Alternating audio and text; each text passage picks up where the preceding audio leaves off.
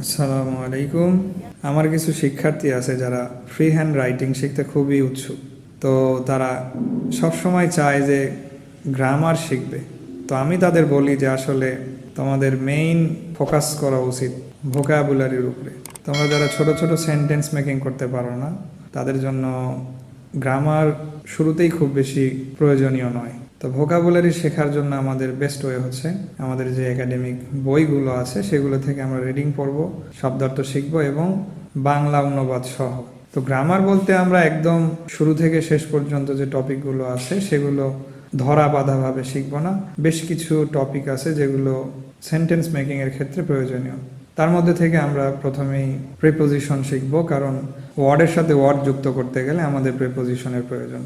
এরপরে প্রিপোজিশন শেখা হয়ে গেলে আমরা শিখব হচ্ছে right form of verb. Right form of ভার্বের রুলস ভেরি ইম্পর্টেন্ট। এটা ছাড়া আমরা কখনোই একটা বাক্যকে টেন্স অনুযায়ী কাল ভেদে আমরা সঠিক করতে পারবো না।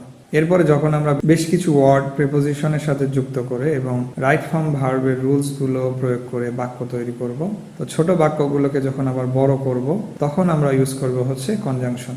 এই কনজাংশনের মাধ্যমেই আমরা বাক্যগুলোকে বড় করব। তো আসলে আমাদের ফ্রি হ্যান্ড রাইটিংয়ের ক্ষেত্রে একেবারে ধরা বাঁধা যেই রুলসগুলো আমাদের একাডেমিক সিলেবাসে আছে, যেমন narration, changing sentence, voice changing, এত বেশি রুলসের আমাদের প্রয়োজন নেই। তো আমরা সবাই ফোকাস করব হচ্ছে ভোকাবুলারি শেখার উপরে। এই ভোকাবুলারি শেখা হয়ে গেলে ছোট ছোট বাক্য তৈরি করব। এরপরে আমরা পুরোপুরি গ্রামাটিক্যাল রুলস ফলো করে আমরা সেন্টেন্স মেকিং করতে পারবো।